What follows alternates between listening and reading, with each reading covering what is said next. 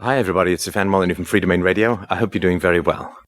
These are the 5 questions you really need to ask and answer within your own life to know that you're living in the right way and to accurately view the society that you're living in.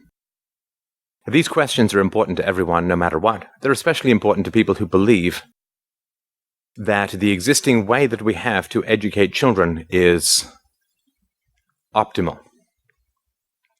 I will give you the answers to these questions, but first, let us go through them. Number 1. What is truth? What is truth? How do we know when we have arrived at a conclusion that is true, that is valid? How do we know if a question is even answerable? And by what methodology do we go step by step to ensure that we arrive at a correct answer? How do we know the difference between truth and falsehood? Number 2. What is virtue? What is goodness? When a course of action, a methodology, an ideology is proposed, how do we know whether it is virtuous, aesthetically preferable, neutral, or evil? How do we know?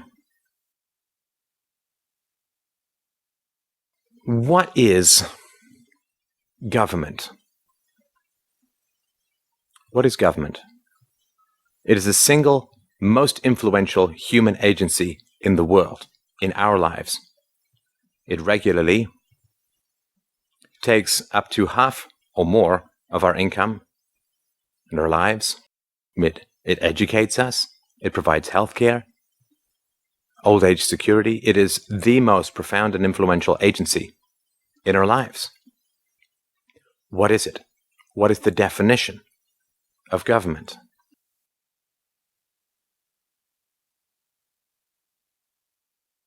What is law? This is question number 4. What is law? What is a law? What is that which differentiates law from every other rule, suggestion, guideline, or beseeching in human society? What is law? We are wrapped and surrounded by hundreds of thousands of laws and regulations with massive punishments for failure of compliance. What is a law? Number 5. What is money? What is money? I mean, we use it all the time. It dominates our lives in many circumstances.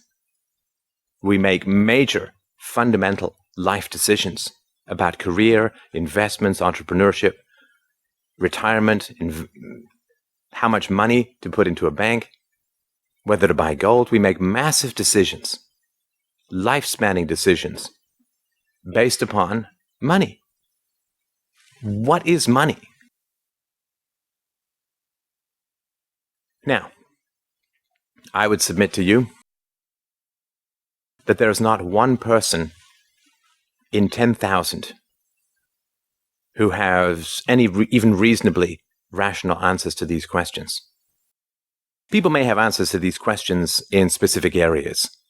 You ask a mathematician what is true and what is false, or what is a valid or an invalid proposition, he'd probably have some answers in logical consistency and so on. The scientist will say, well, the scientific method, a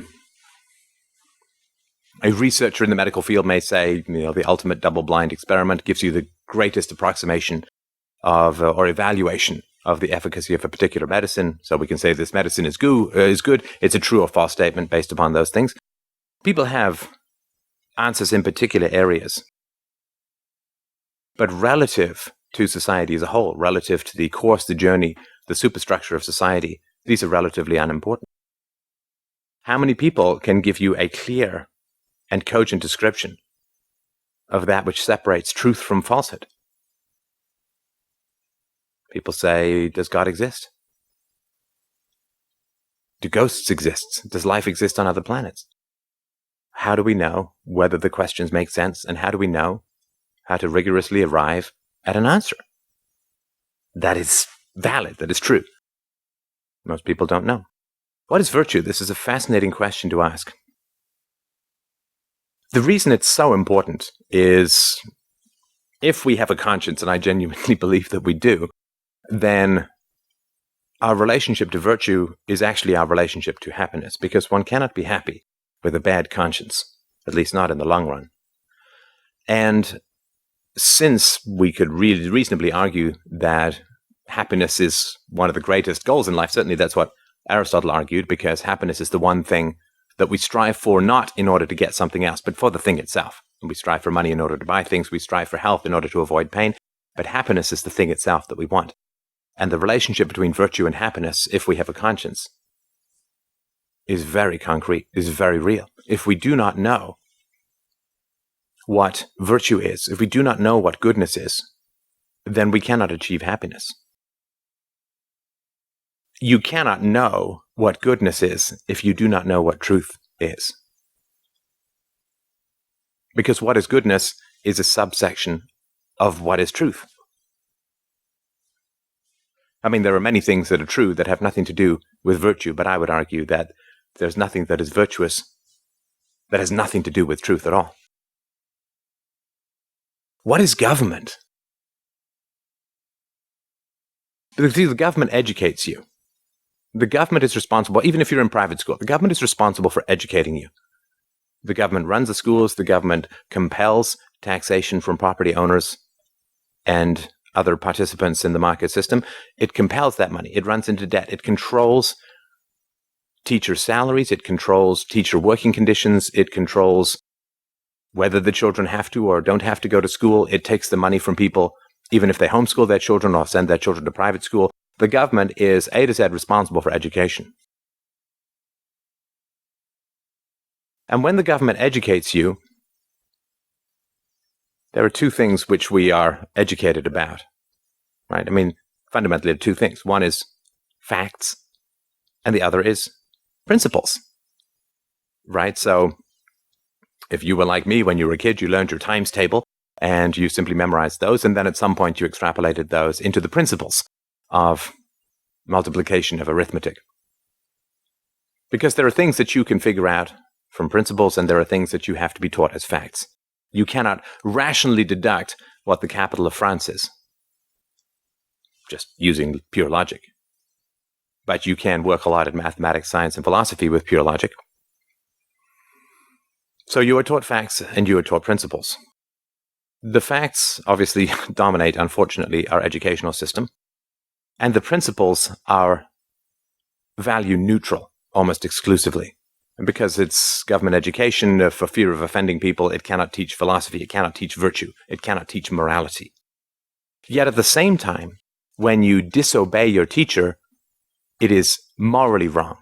And you are taught a lot about morality in school. But when you're taught a lot about morality, but you're never given the definition of morality, what you are receiving, unfortunately, is propaganda. When you are taught conclusions without a methodology, you are not being taught how to think. You are being taught how to recite. You are being taught how to obey. The eternal why of the child is circumvented, sideswiped, smashed down, and crushed because you are given conclusions. Your government is there to help. Democracy is good. We need to control the free market system, or depressions and worse will occur. You are taught conclusions, but are you ever taught definitions? Definitions are really at the foundation of principles. Are you taught definitions? Were you, in the entire 12 years or more of your government education, were you ever given the definition of what is true? Were you ever given the definition of what is virtuous? Were you ever given the definition of what a government is? Were you ever given the definition of what a law is? Were you ever given the definition of what money is? No. No, you really weren't. Do you know what central banking is? Do you know what fiat currency is? Do you know what a gold standard is? Do you even know the basics of economics? Government has had 12 years to educate you. You can teach quite a lot to people in 12 years, particularly energetic and curious youth clamoring for knowledge. But you are not taught these things. And that should give you some pause. Because you are told to obey the government because the government is good and right and moral. But then when you ask people in the government or your teachers who are representatives of the state, when your children, when you ask them what is the definition of virtue, how do I know what is right and what is wrong? Do they have an answer? No, they do not have an answer. So they are simply telling you to obey the rules, which they then call morality, for which they do not have an explanation, a justification, or a definition for. That is essential to know. And that is exactly what you would expect when the government teaches you. The government does not teach you the nature of government. When the laws compel you to be there, the government will not teach you the nature of laws. When currency is invented or taken in order to pay for your education, you would not expect the government to teach you about the nature of money. So I will give you the answers, and it really doesn't take very long. I'm at 11 minutes and 12 seconds. Let's see how long it takes to give the answers to these questions. What is truth? Truth are those principled statements which conform to reason and evidence. What is good? Good is universally preferable behavior and the theories which delineate and support those propositions. What is government? Government is a group of individuals with the legal right to initiate the use of force within a given geographical area. Government is the legal right to use force to get what you want. What is law? Law is a rule enforced by the violence of the state. Law is not morality, because if the government cannot define to you what morality is, it cannot claim that its laws are based upon ethics or virtue. Law is an opinion with a gun. What is money? Money is theft. Money is debt. Money is a Ponzi scheme in a state of society where the state controls the printing of currency. Money is counterfeiting, because the government can create as much money as it wants. It can go into debt in a multi-generational scenario. Money is theft in a state society, which is why you have inflation, which robs in particular from the poor. And the reason you need money in a state of society, the reason you need the government to control money in a state of society, is because the only reason people really want to donate money to political campaigns is in return for government favors. But if the government steals from everyone right away in order to provide favors for everyone, they will get very quickly that it's a negative-sum game. So if the government offers $100 million in subsidies to some company and then goes and taxes everyone immediately, that $100 million, everyone's going to protest, and the whole system's going to come crashing down. The only way that you can get the bribocracy we call democracy to work, even remotely, at least temporarily, is if the government can print money, if the government can borrow money in order to bribe its donors in the here and now, and push the bill to the poor through inflation, to the future through debt, and to the needy and vulnerable through unfunded liabilities, which we're fast crashing up against now. I would bet good money, which there really isn't much of in the world at the moment. I would bet good money that you did not know the answers to these questions. And so, if you believe that the government is really good at educating people, that it doesn't deal in propaganda, that it really strives for the deep knowledge and virtue of its citizens and their children, I wouldn't even say think again. I would simply say, start thinking.